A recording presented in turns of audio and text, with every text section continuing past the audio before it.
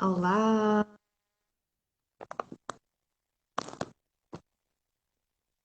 boa noite.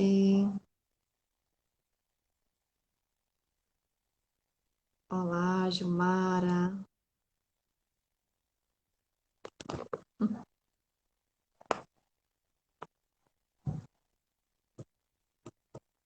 Olá, no CRES Feira de Santana.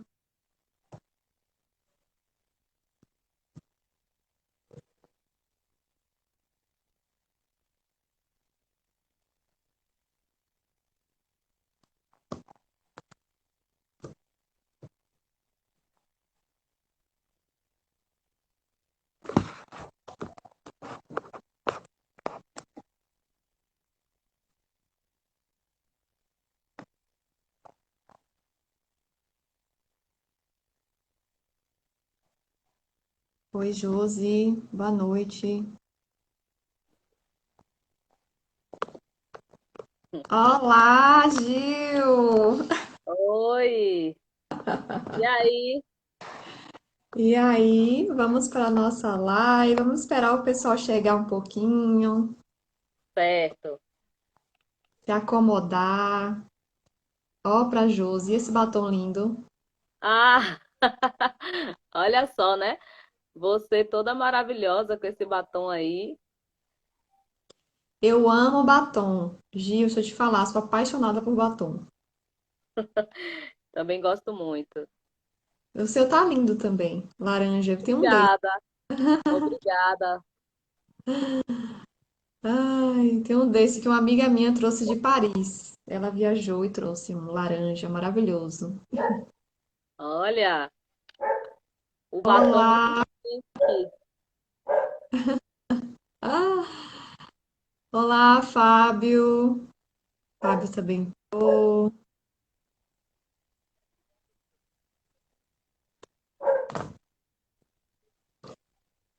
Pois é, né? Boa noite, Nepas. Poderosas. Oi, Fábio. Boa noite a todas, todas e todes. Glauciane. Olis Santos. Lete Dória. Seja bem-vinda, Lete.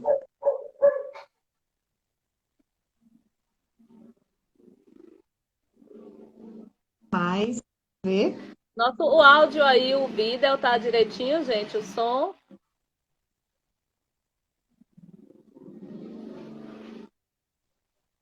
Dá um ok aí, né, Oi, Indaiá? Nepa. É, dá um ok para ver se tá tudo certinho. Aqui tá tudo certo. Se Ah, tiver que alguma ótimo. inconsistência, é a internet também do pessoal, né? Ah, já sinalizou que tá tudo bem, tudo certo aí. Ok. Vamos esperar dar 7h35 para a gente começar. Ok. Dinho, parabenizando o Gil. Dinho é um amigo querido. Ah, é sempre ótimo, né? Quando as pessoas, né, que nos conhecem, que estão perto também prestigiam, acompanham, né, os trabalhos, é muito bacana. Uhum. A gente se sente bem, eu me sinto bem e fico bem feliz, né? Sim, os amigos nos fortalecem, né? Com certeza. Eles nos mostram o que tem de melhor dentro de nós. Mesmo quando a gente está no momento, no pior momento, no momento não tão feliz da nossa vida, eles nos levantam, né? Nos erguem.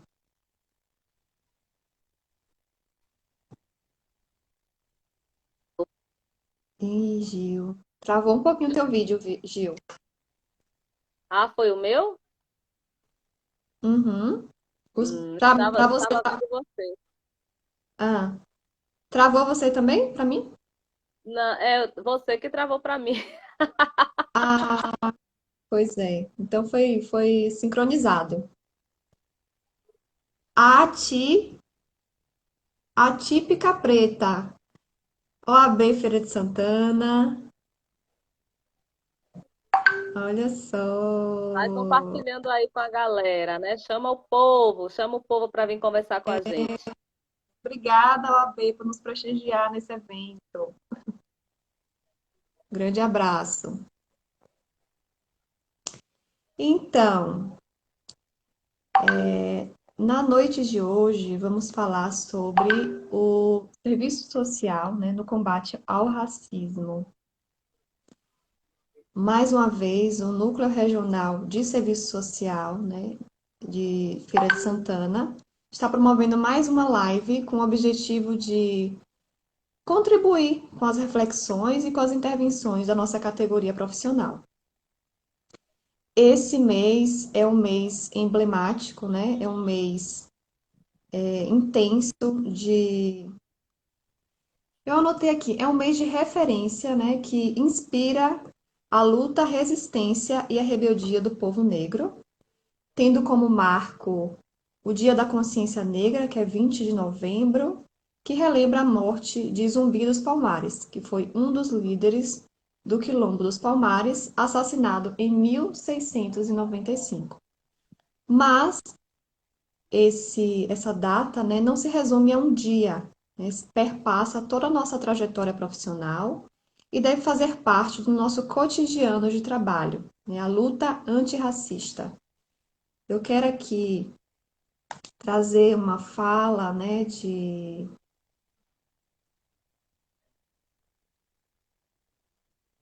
só um momento, de Angela Davis, é assim mesmo que fala, Gil? Angela Davis. Ah, é Angela Davis. Numa sociedade racista, não basta não ser racista, é necessário ser antirracista. Então, nos chama para a nossa responsabilidade quanto categoria profissional, para que em nossas ações e intervenções do dia a dia esteja imbricado, né, essa luta de todos nós, da população brasileira, não só o povo negro, mas todos nós. Então, Gil, como eu tomei a liberdade de chamar, né, na Fique à verdade, Gilmara, vontade. Gilmara Fique à vontade. Silva, é nossa convidada da noite. Estamos muito felizes por esse momento de partilha, de conhecimentos, de vivências e das suas lutas enquanto mulher negra. Ela é assistente social, ela é mestre em serviço social pela UFBA, é consultora educacional, militante do movimento negro, escritora, mulher negra potente para falar sobre o tema serviço social no combate ao racismo. Gil, me chamou a atenção o escritora. Tem poesia hoje pra gente? Tem música? Um passarinho me contou que você canta, que você faz poesias. Então, nessa noite você vai nos brindar com esse momento? Ai, Indaiá, gratidão, viu? Muito obrigada. Assim, quero agradecer imensamente a generosidade, né, do NUCRES, do Núcleo do Conselho Regional, né, de Feira de Santana, do Conselho Regional em Serviço Social de Feira de Santana, por me convidar para conversarmos um pouco, né, sobre esse tema que é tão importante, tão necessário e para mim, assim, especialmente, falar, né, do meu próprio lugar, né, de fala e de vivências enquanto mulher negra, assistente social antirracista, né, que é como eu me posiciono, né, me reconheço, porque a luta realmente, né, contra o racismo parte da minha vivência desde, né, não só a partir da minha profissão, mas assim a partir também, né, da minha própria existência enquanto mulher preta nesse mundo, né? Uhum. E agradecer a você pela oportunidade, né, de poder te conhecer, de você poder estar disponível para realizar essa mediação, né, fazer essa conversa comigo e com as pessoas que estão presentes, agradecer a todos e todas que estão aqui. Então, né, minha filha, eu tenho feito uma trajetória pensando assim quais caminhos, né, eu posso traçar, o que eu posso realizar, né, em favor da minha própria vida e em favor da negritude, né? E aí eu venho entendendo que o escrever, né, que teceu o que eu chamo de palavras navalhas doçuras, né, é, possibilitam que eu me liberte, né, liberte a mim mesma e possa contribuir para que outras pessoas também possam se libertar de uma descrença histórica, né, na potência que nós somos, na potência que eu sou, né? Uma descrença que, inclusive, está dentro, né, dessa conversa, que é uma potência, que é uma descrença causada por uma lógica racista, né, colonial, histórica. Então, eu escrevo também, né, me coloco aí nessa trincheira da luta a partir da literatura negra, da literatura dissidente, né, dessa literatura de quebrada, né, eu chamo essa literatura periférica. E, enquanto poetisa, eu tenho um e-book de poesia. E eu gosto muito de, assim, para além dos títulos acadêmicos, porque eu penso também que os títulos, eles são importantes até para falar também, né, desse ultrapassar o lugar dessa mulher negra que está dentro dessa descrença condicionada a viver, né, esfregando o chão, né, da casa grande, Sim. falar que essa escrita ela vai se eu me coloco nesse lugar de escritora, ela vai também demarcar que há outras possibilidades para nós mulheres negras, indígenas, né, pessoas LGBTQIA+, que o escrever também é uma possibilidade em dia de destruição. Como dizia, né, a Maria Beatriz Nascimento, que é nordestina, né, que era poetisa também, historiadora, e que infelizmente foi tombada, né, pelo feminicídio, assassinada por um machista, um escroto. Então, eu tenho uma poesia que, para além dos títulos acadêmicos, eu tenho uma forma minha de me apresentar, né? E é com a palavra navalha doçura que está nesse livro, que se chama Palavras, Navalhas, Doçuras Libertam. E eu gosto de me apresentar também, né? Gosto muito de articular poesia com música. E tem uma canção que eu aprendi em uma roda de mulheres, né? Composta que foi uma composição de Minusca, não conheço Minusca, mas esse mantra, eu chamo de mantra, me contempla muito. E eu quero trazer aqui para que nós também possamos internalizar, né? De que somos plantadoras e plantadores de semente boa. E diz assim: eu vim do corpo da minha mãe, ela me deu semente boa, nutre o meu corpo, se espalha em bênção. Sou plantadeira de semente boa. Somos plantadeiras de semente boa. Diga você também, eu sou plantadeira. Eu sou plantadeira de semente boa. E aí a Nossa, poesia diz assim, ó. A poesia diz: 1986, uma palavra doçura ecoou do assoalho de madeira, lá na terra do cacau. Em uma linguagem de choro, ela anunciou que falaria, ao silêncio não se submeteria. O cenário era a casa de madeira, tudo do jeitinho da simplicidade. Não tinha muito espaço para uma família extensa, mas era imensa em amor. Quem a acolheu no mundo foi uma parteira, que com todo o seu saber ancestral, com toda a sua sabedoria, a mulher, ela pegou, limpou, acariciou e para a mãe dela entregou. Hoje ela virou uma estrela e com certeza brilha, brilha, brilha todos os dias iluminando o seu caminho. Ela cresceu, foi alimentada e fortalecida de princípios e valores lá na sua cidade natal. Lá ela estudou, o ensino fundamental fechou e depois de ter sido ensinada a andar com as próprias pernas pela sua mais velha avó-mãe, ela caminhou. Outros horizontes vislumbrou. Com dor no peito, ela partiu. Em busca de realizar sonhos, seguiu. E dizia: vou ter nível superior. e um trabalho que seja digno para ajudar quem sempre a sustentou. E a história vai continuando. Formação superior ela conquistou, o orgulho da família fortaleceu. Tinha gente que não dava nada por ela. Ô, menina espivitada!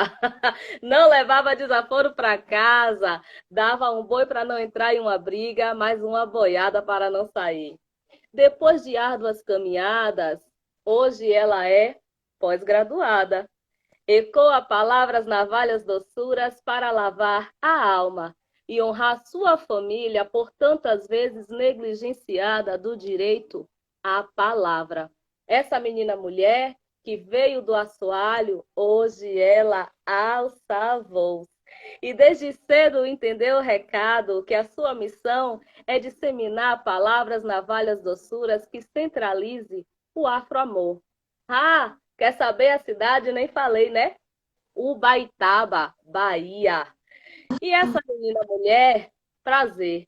Sou Gilmara Silva de Oliveira, filha de mulheres guerreiras e de um homem lutador, com nome e sobrenome para que racistas não atribuam o nome que quiser.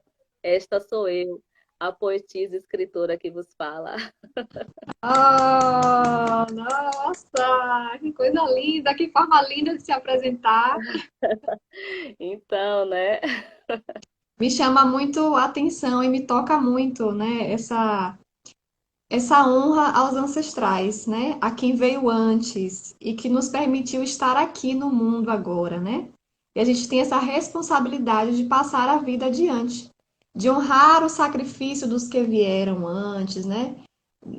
Só eles sabem o que eles passaram. Então não nos cabe julgar suas vivências, nos cabe passar a vida adiante.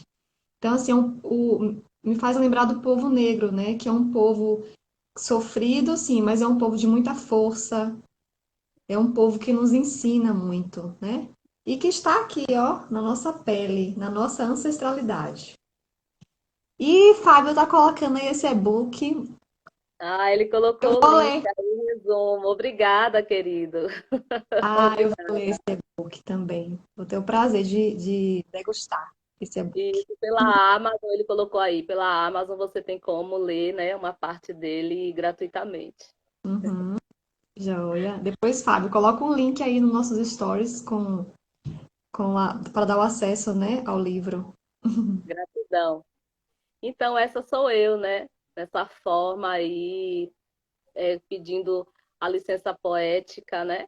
Para tratar de um tema que é tão complexo, né? É um tema ainda difícil, né? De tratarmos. Inclusive, eu penso que até mesmo propor, né, a discussão sobre é, é um ponto, né, importante para a gente reconhecer, né? Assim, reconhecer o quanto que quando as instituições, quando as nossas entidades representativas, né, quando nós nos propomos a discutir esse tema, é para falar de um compromisso mesmo, né, com a luta antirracista, não só no contexto da nossa categoria profissional, mas para além dela, afinal de contas, não é o serviço social por si só, em si só, né, que vai conseguir combater, né, ou romper com a lógica racista, né?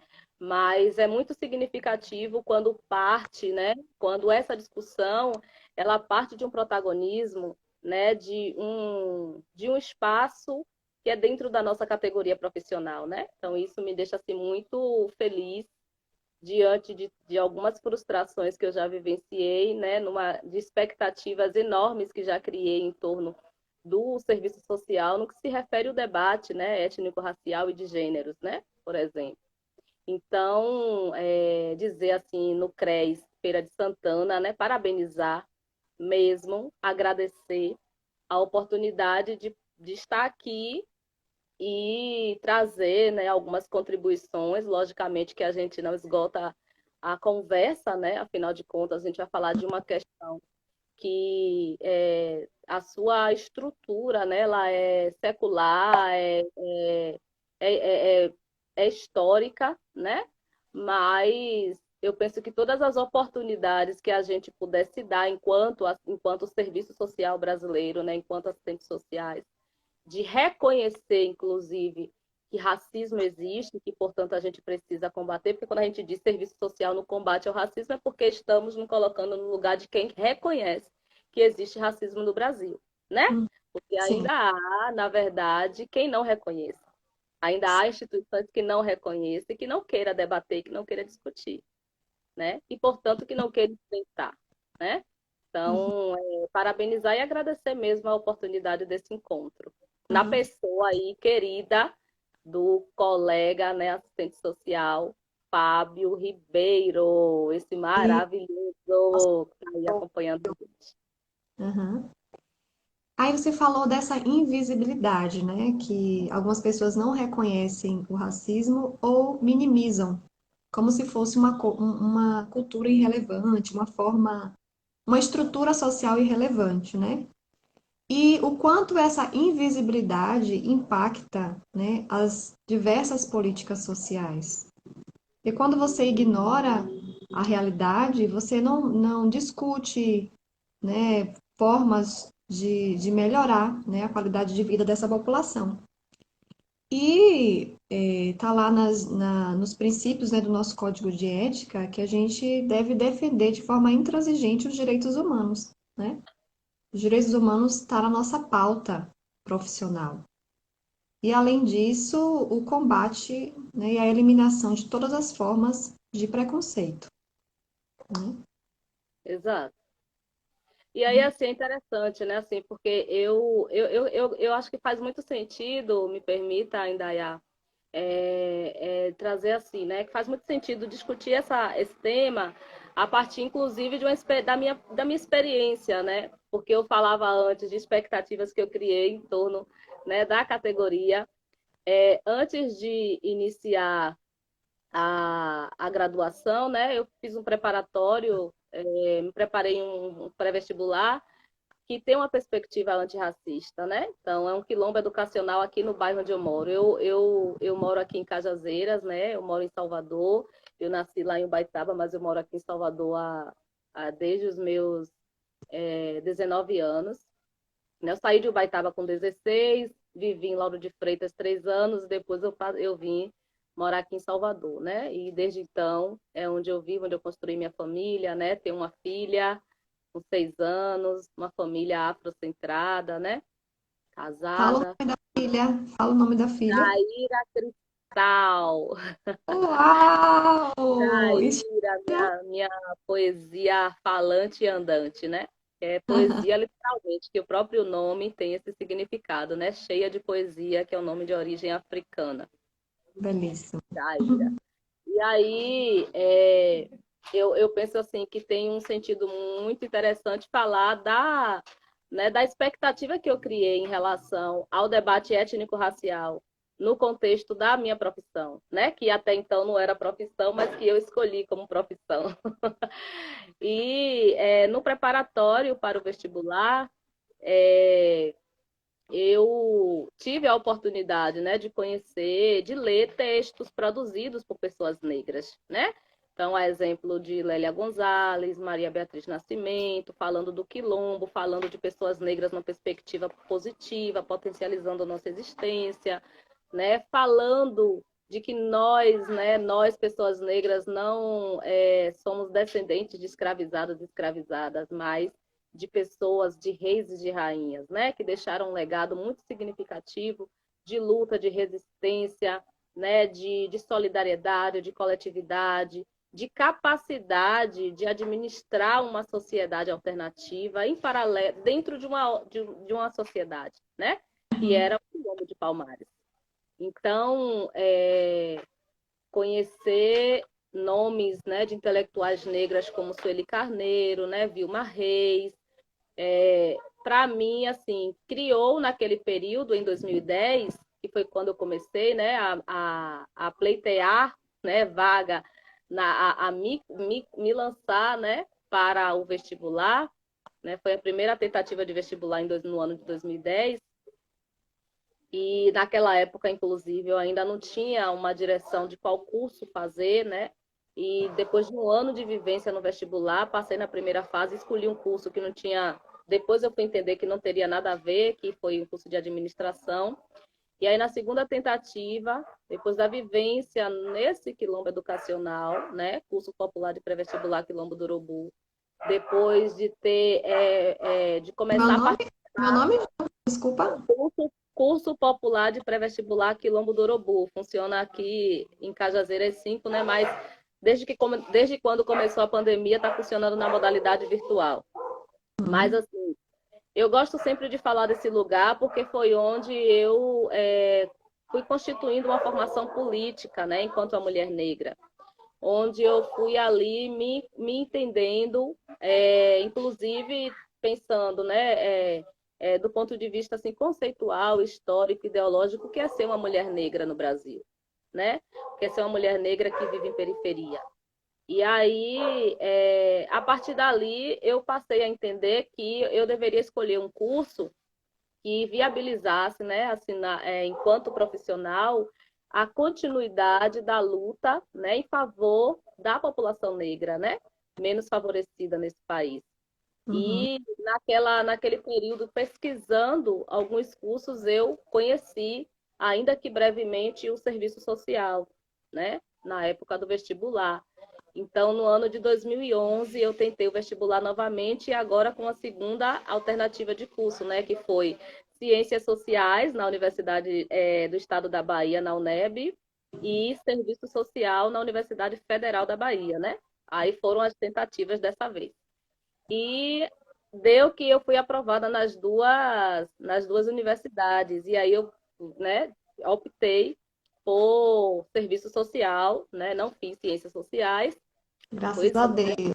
Linda e preta, passei nos dois vestibulares e aí escolhi o serviço social, porque a partir do que eu pesquisei, né, eu entendia que, diante do que li em relação à profissão, eu entendia que seria essa profissão que iria me dar, né, mais régua e compasso para continuar uma luta que eu já tinha começado no que a gente chama de movimento negro, né, que é o quilombo educacional.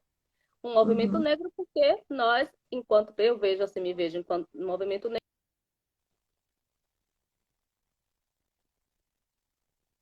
Oi, Gil. Travou um pouquinho.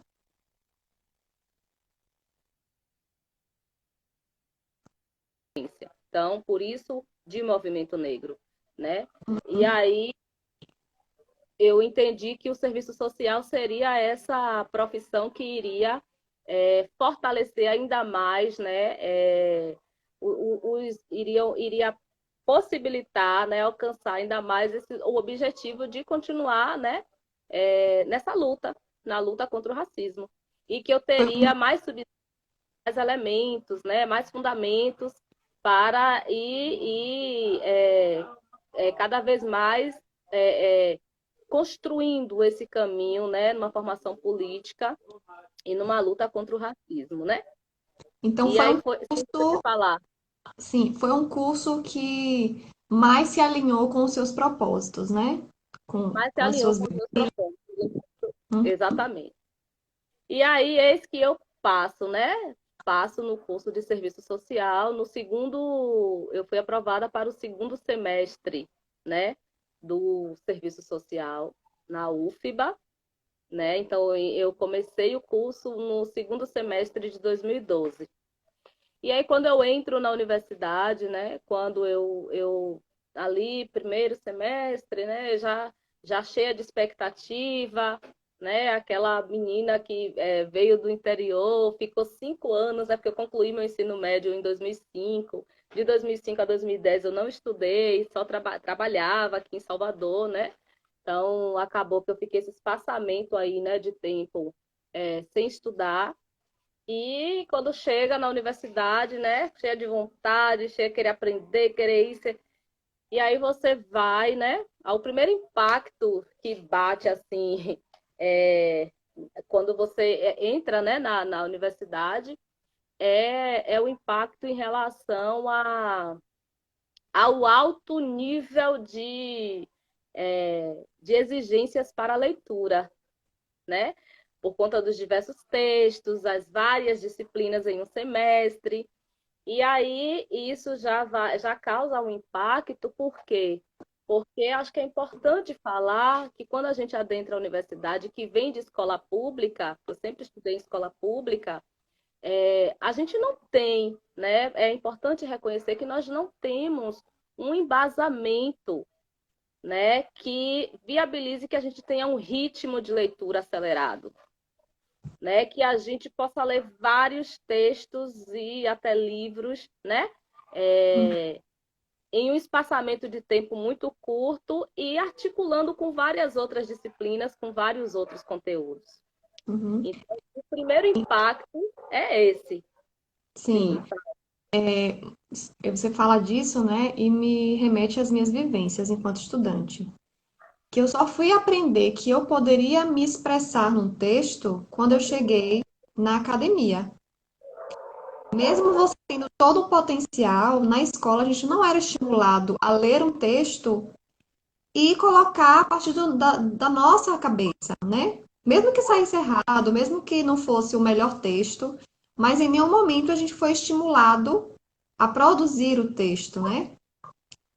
Inclusive, a gente repetia o que estava no livro, as palavras, né? Claramente não foi nossa produção, né? Então, realmente, então. eu me identifico muito com o que você fala. E aí, assim, eu tô contando essa historinha porque vai fazer um sentido, né, mais adiante para a gente relacionar a essa questão do serviço social e racismo, né? Porque, assim, aí a primeira questão é essa, esse impacto com esse ritmo de leitura que no ensino médio, pensando a nível nacional, em escolas públicas, né, brasileiras, a gente não tem, não são todas, a gente não tem essa preparação, né? Eu tive o impacto não foi mais forte porque eu tive a oportunidade também de é, fazer um preparatório em uma instituição que já entendendo, né, que a universidade tem essas exigências, porque todos os educadores e as educadoras já passaram, né, já tinham passado por esse processo. Então tem uma preparação ali de um ano e meio, né? Para que o impacto ele seja menor. Mas tem esse ponto. E aí, depois disso, com o que eu vou me deparar, né? Na formação em serviço social? É aquela expectativa que eu tinha criado de que no contexto da minha formação eu teria a oportunidade de aprofundar o conhecimento, né, com base em perspectivas negras, né, com base em uma formação que pudesse trazer assim uma representatividade nos referenciais teóricos, uma representatividade no componente curricular, né? Uma representatividade em todas as disciplinas, no sentido também desses fundamentos, né? Que nós estudamos no processo aí da nossa formação. E aí eu digo que o sentido em falar de serviço social e racismo a partir dessa minha experiência é porque naquele período da graduação, por diversos momentos, eu me senti frustrada, né? Eu senti um impacto também, porque criei uma expectativa de que, por ser essa profissão, que justamente tem um projeto ético-político profissional que está, né, que dentre os nossos princípios está para eliminar, e a gente olha só os termos que a gente utiliza, né? Eliminação da discriminação, né? Acabar. Então, como é que a gente consegue eliminar racismo? Como é que a gente consegue eliminar qualquer estrutura opressora, qualquer lógica de opressão, se no contexto da nossa formação a gente não consegue falar, né, trazer referenciais teóricos, perspectivas negras para compreender, inclusive, a própria formação da nossa profissão.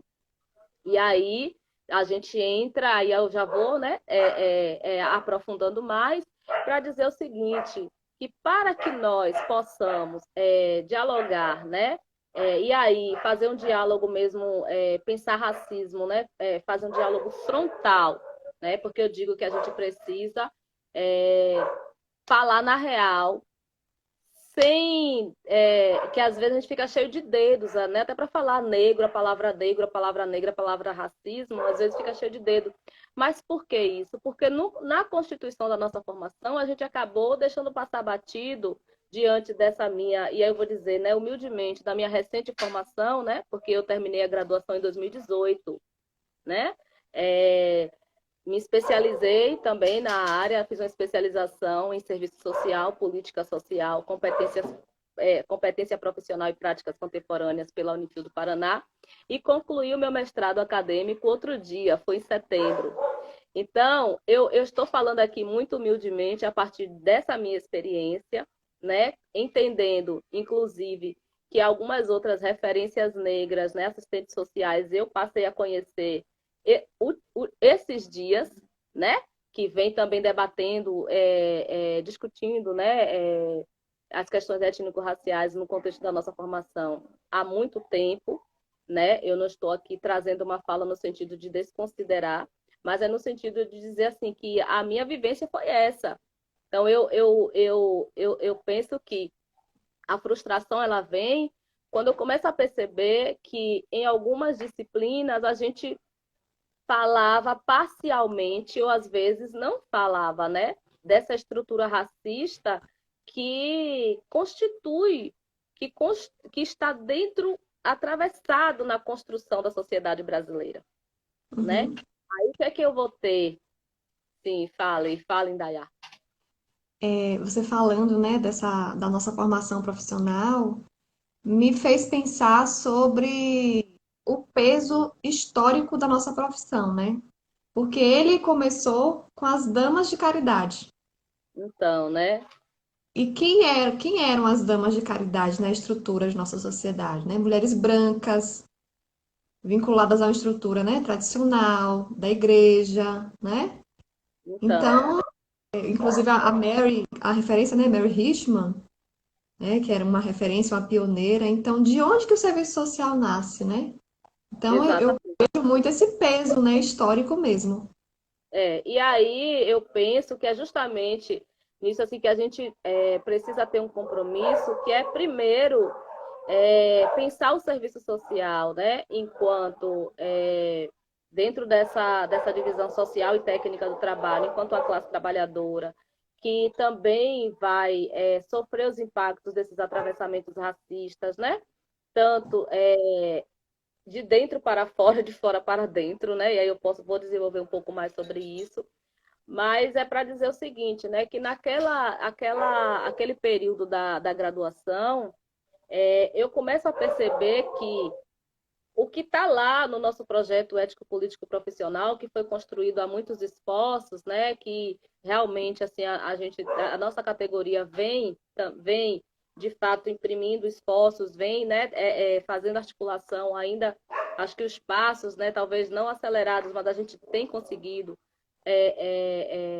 vem tentando fazer valer esse projeto ético-político profissional, mas eu acho que é muito forte a gente falar que estamos, né, assim, para eliminar, uma vez que no contexto, voltando ao que eu dizia, que no contexto da nossa formação profissional, a gente deixa a desejar quando, dentro do nosso currículo, né, quando a gente não consegue fazer um mínimo de transversalidade étnico-racial no contexto da nossa formação. E isso eu vivenciei na graduação, porque na graduação o que eu tinha, o que nós temos, né, no currículo é uma disciplina, né, e aí uma disciplina que fala sobre diversidade de gênero, raça e etnia no contexto dos direitos humanos, que é uma disciplina que vai ali tentar dar conta, né, dessa discussão na nossa formação. E que nas outras disciplinas, quer dizer, a gente vai falar de trabalho profissional, a gente vai falar de saúde do trabalhador, a gente vai falar, inclusive, movimentos sociais, não é uma disciplina obrigatória, né? Porque a gente fala assim, serviço social é de luta, e foi isso que eu ouvi muito, serviço social é de luta durante a graduação, mas eu vi essa luta, eu percebi essa luta quando eu passo a me aproximar do movimento estudantil em serviço social, que é o CAIS Mãe Preta, né, do Centro Acadêmico em Serviço Social, né, o CAIS Mãe Preta. Então, eu vi ali um serviço social de luta durante a graduação, e aí, claro, não desconsiderando, né, o compromisso das professoras, né, mas eu vi muito mais um serviço social de luta dentro do movimento estudantil, que estava tensionando, né, que o debate étnico-racial ele deveria ser transversalizado e deveria garantir aquilo que a nossa Associação Brasileira de Ensino e Pesquisa em Serviço Social, a ABEPS, já propunha, que o nosso currículo ele deve, né, seguir as diretrizes curriculares que a nossa entidade representativa, né, a ABEPS, já nos orienta, né? E aí, o que é que, quando eu entro em 2012, essa discussão ela já estava em efervescência desde antes, porque o serviço social na UFBA é de 2009, né? É 2009. Então, de 2009, eu adentro da universidade na graduação em 2012, e ali a galera estava fazendo tensionamento, e aí no colegiado, né, junto ao colegiado, pautando, né, que a gente precisava ampliar o debate étnico-racial na nossa formação. E aí, quais foram os entraves que eu precisei, né, assim, lidar? Isso, né? Essa transversalidade, que é você conseguir, dentro de todas as disciplinas, né, pensar, trazer a discussão de racismo, trazer a discussão relacionadas, né, à diversidade sexual e de gêneros, né? E pautar, né? Você chegar numa disciplina, dialogar com o professor chegar, trazer uma proposta, né? Uma proposta de atividades e aí eu questionar o professor, perguntar, e aí, professor, e o debate racial, né? Como é que a gente faz isso? Aí dividiu as turmas, eu lembro assim, tem coisas que estão muito fresquinhas ainda na minha memória, né? Que eu lembro que uma É vez eu muito, questionei o professor. Oi? muito recente, e é muito É muito recente. recente. E aí teve uma vez que eu questionei o professor, né, que como é que a turma iria ser, porque geralmente as turmas não eram grandes, 45 pessoas, a turma de 45, 40, 45, 45 alunos, alunas e alunos. E aí eu perguntei ao professor, naquela divisão ali, um seminário, né, que ele propôs, eu olhei para aquela programação e não me senti contemplada, porque, no meu entendimento, né, de quem já vinha já me aproximando do movimento estudantil, né, e que já vinha de um movimento também social negro, não me senti contemplada ali com aquela programação que não estava trazendo, né, um debate, uma discussão, nada que pudesse pautar, quer dizer, tudo daria para pautar o debate étnico-racial, mas os termos, né, a palavra, a discussão ali registrada não estava. E aí o professor disse para mim, aí fica a critério de cada grupo. Cada grupo pode escolher se vai querer debater sobre ou não. Então, quando um professor, no meu entendimento, né, hoje, que tenho desenvolvido um pouco mais os estudos, né, sobre relações raciais e trazendo também a diversidade de gêneros, quando um professor, né, que vem inclusive de um outro departamento, né, porque o currículo, o corpo docente, ele não é composto exclusivamente por quem é do colegiado de serviço social, né, tem também professores de outro departamento. Quando ele vem, né, de um outro departamento, e quando ele fala isso para mim, que no caso ele não está falando, no meu entender, ele está falando só para mim. Ele está dizendo a mim, não interessa, dentro do que ele planejou, discutir isso. No meu entendimento, o que ele quis dizer é que essa pauta não era interessante. Uhum, Certo? No meu entendimento, o que ele quis dizer é que fica a critério, então, portanto, discutir, né, trazer o debate étnico-racial, fica a critério da turma. É uma optativa. uhum. Optativa, né? A gente não tem disciplinas optativas e obrigatórias. Sim. Optativa você faz se você quiser. Se você não quiser, também não tem problema. E pode passar. E deixa Uhum, passar. Então, assim, coisas nesse nível, né? De uma professora, eu queria discutir, trazer dentro do projeto de pesquisa, porque a gente tem, né, uma disciplina que vai nos dar subsídios para a gente construir um projeto de pesquisa, não é isso? E uhum. aí, dentro do projeto de pesquisa, eu queria trazer uma discussão relacionada a mulheres negras, algo muito voltado, né, pensando assim as narrativas de mulheres negras, falando do meu lugar enquanto mulher negra, de movimento negro. E aí Uhum. a professora, ela olhar para mim e dizer que era pauta identitária e que eu não poderia pautar porque estaria atribuindo muita emoção por estar envolvida, né, por ser parte dessa, por estar envolvida, né, dentro desse, por ser uma mulher negra de movimento negro, né, que seria interessante que eu pudesse pensar uma outra pauta para pesquisa, porque dentro, né, dessa questão metodológica, tem essa coisa da objetividade da pesquisa, né, da neutralidade, né, de você ter um certo distanciamento daquilo que você está pesquisando. E aí eu olhei para a cara dela, né, e aí eu fiquei refletindo, e aí eu disse para ela, eu fiz uma pergunta, e aí eu patei isso na sala de aula, né? Não sei se tem colegas aqui, se era da minha turma, se vai lembrar. E aí eu perguntei, pois eu disse, e como é que fica quando as pessoas que não são negras pautam questões relacionadas às nossas vidas, são super aplaudidas, né? E aí ninguém questiona. Então, uma pessoa lida como branca no Brasil, porque aqui no Brasil a gente não tem branco, a gente tem pessoas lidas como brancas, né? Que, com seus estereótipos, com suas características, com sua melanina que não é acentuada, ela vai ser lida como branca no Brasil. Ela pode realizar pesquisa, exatamente, pensamento positivista. Ela pode realizar uma pesquisa sobre mim, sobre o meu corpo, sobre a minha vida, sobre a minha trajetória, e tá tudo bem.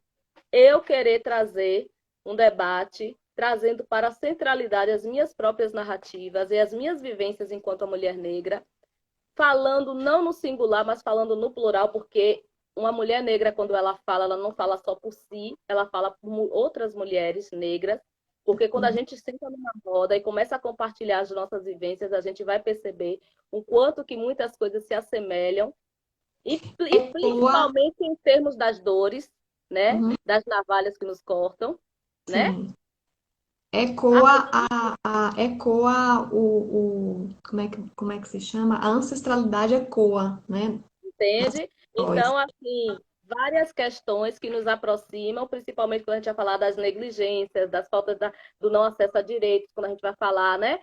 Das feridas abertas, as feridas coloniais que ainda estão abertas e que a gente ainda não conseguiu romper com cicatrizar essas feridas, né, racistas. Então, pode, no caso, a gente poder falar de nós mesmas não pode. E aí, Uhum. por que eu fiz esse questionamento? Porque eu vim de um movimento que tinha me dito já, eu já tinha lido, né, intelectuais negras que diziam, como Lélia Gonzalez, né? Até hoje os brancos falaram sobre nós. É hora da gente tomar nossa própria voz, é hora da gente também promover as nossas ações, é hora da gente também se autorreferenciar, né? É hora também da gente dizer, olha, nós temos, né, coisas importantes para falar, né? Inclusive, e aí assim, isso para mim assim foram episódios, né, como diz Grada Quilomba, episódios de racismo cotidiano que muito me chocaram no contexto da minha graduação, né? Uhum. Eu vi, inclusive, aí assim, professoras, né, professores que são lidos como brancos no Brasil, pessoas, né, brancas, né, que têm aí os seus lugares de privilégio, né? E aí trazer isso. Então, a professora dizer que não, que seria pauta identitária. E aí eu vou, né? E aquilo me inquietava, né? E eu dizia, não. Porque o projeto de pesquisa a gente tem o quê? Ali no meado do curso, né? Vai ter para ir desenvolvendo para você ir já pensando proposta para o trabalho de conclusão de curso, TCC. E aquilo foi me, né? Aquilo ali ficou me deixando angustiada e aí eu fui fazer o quê? Eu fui estudar um pouco mais, fui ler um pouco mais e tive a oportunidade de vivenciar uma experiência de estágio na área técnica de saúde LGBTQIA+, da Secretaria de Saúde aqui da Bahia, né? E Uhum.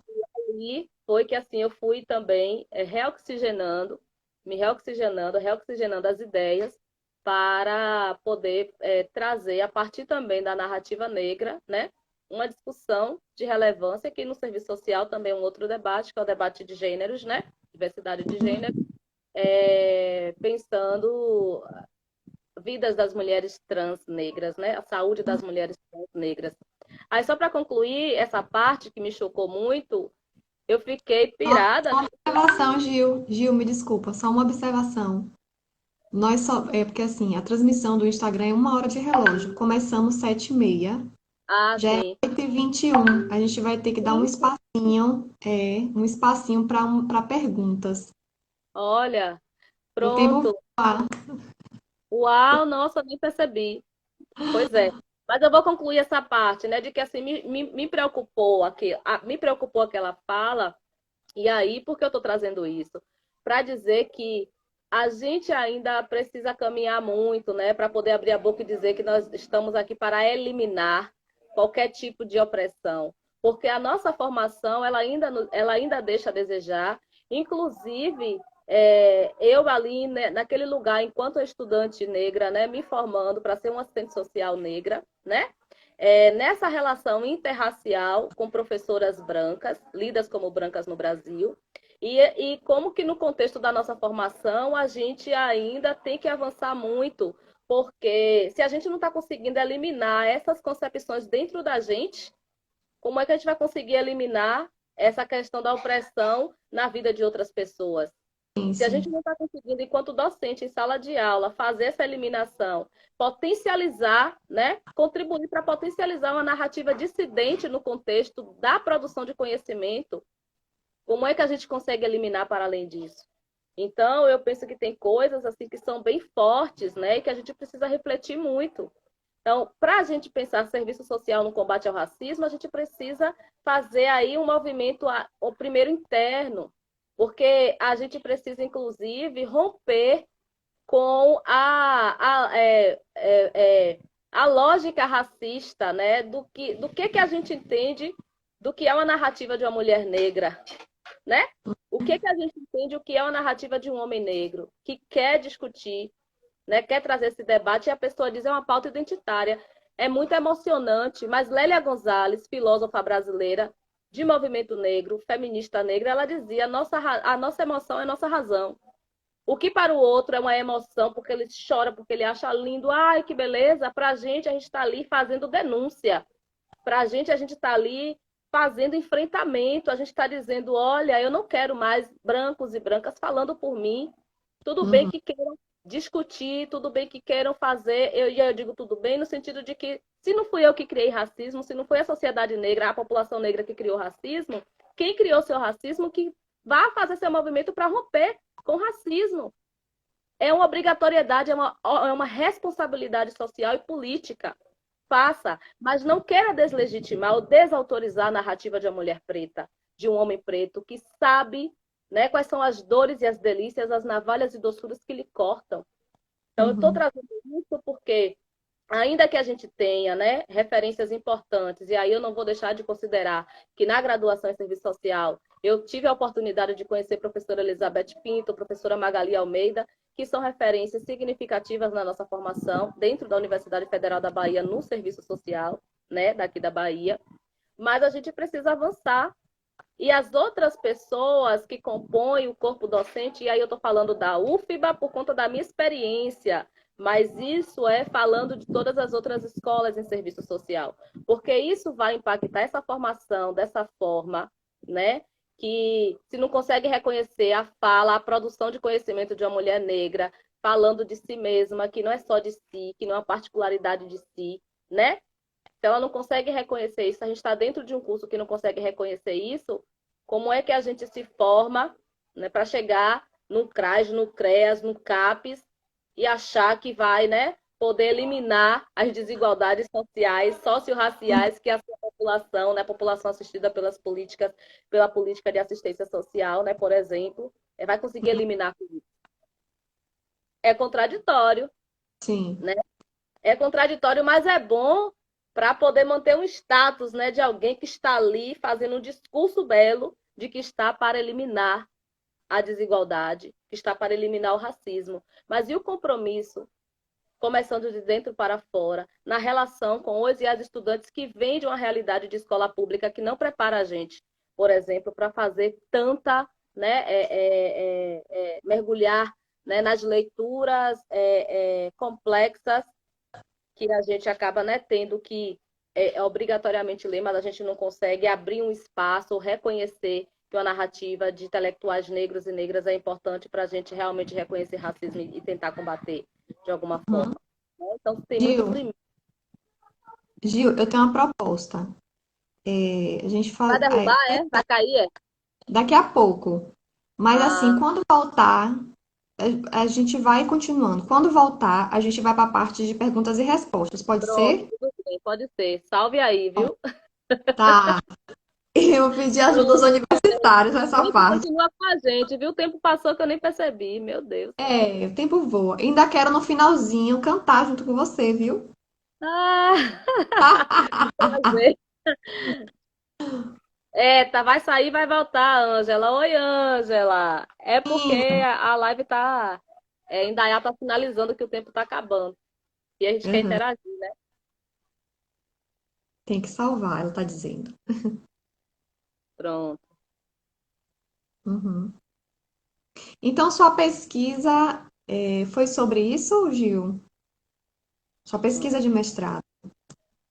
Olha, no mestrado, porque assim, uma outra coisa que a gente ainda, que eu também, né, não, na época em que eu estava pesquisando, em relação ao compromisso, né, do serviço social com o debate, de gêneros, né? E aí eu tive uma experiência de estágio, como eu te falei, né, na área técnica de saúde LGBTQIA+, onde eu pude me aproximar de uma realidade, né, em relação à saúde e articulando com outras políticas públicas, né, de muita negligência, né, de direitos da população transexual, né, das travestis, aqui na Bahia, né, Salvador, Bahia. Uhum. E aí foi onde eu comecei a conhecer termos como eu não sabia, né, o que que era uma mulher cis, um homem cis. Comecei a me aproximar de movimento social LGBTQIA+, né, do segmento, né, de pessoas transgêneros que são ativistas trans aqui de Salvador. E ali também eu comecei a perceber a importância de ter um compromisso, né, com população trans, né? A partir de um lugar que eu passei a conhecer como um lugar de uma mulher cisgênera, né? Então, uma mulher cis, negra, e os meus estudos, eu tenho priorizado, né, temas relacionados à saúde das mulheres transexuais negras, potência política de travestis negras, fazendo uma discussão dessa cisgeneridade enquanto uma estrutura, né, que vai determinar quem é que pode morrer, quem é que pode viver, quando o assunto, né, expressar a feminilidade, a masculinidade de forma dissidente, né, numa diversidade de existência, Uhum. temas relacionados a narrativas dissidentes, né, a partir do meu próprio lugar de fala e de vivência, né, e justamente assim, porque as experiências durante a formação foram me mostrando que eu precisava, né, contribuir com a minha categoria profissional e com a sociedade, né, de um modo geral, e com essas populações, a partir também de uma produção de conhecimento mais específica, né, a partir de uma produção de conhecimento que pudesse também potencializar essas narrativas, né, e essas trajetórias no contexto da nossa formação, né?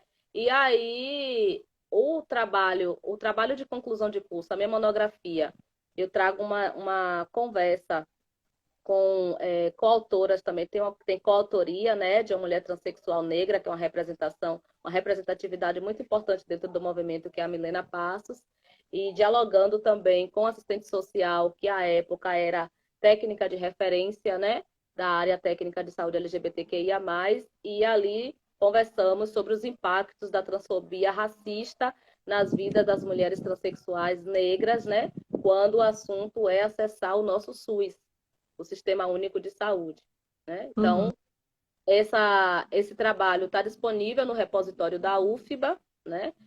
Só é você colocar a palavra-chave transfobia, coloca Gilmara, ou Gilmara Silva, né? Coloca Gilmara, transfobia, cisgeneridade, vai aparecer lá alguns textos, porque eu tenho artigos publicados relacionados ao tema, né? E Uhum. aí, a partir desse lugar de mulher cis, né? De que forma eu poderia contribuir, né, para com essa população, e também com a minha profissão, né, com esse meu objetivo de me movimentar também, né, em favor, não, a eliminação, acho que é um termo forte, mas contribuir para ir rompendo, para ir Uhum, tensionando, para incomodando mesmo, para incomodar mesmo, né? sim. Essa lógica transfóbica racista. Então, no TCC foi esse tema. E agora, na dissertação de mestrado, o tema é: Este barulho te incomoda? Potência política de travestis negras, né? Frente à negação de direitos e às múltiplas violências. Aceita que dói menos.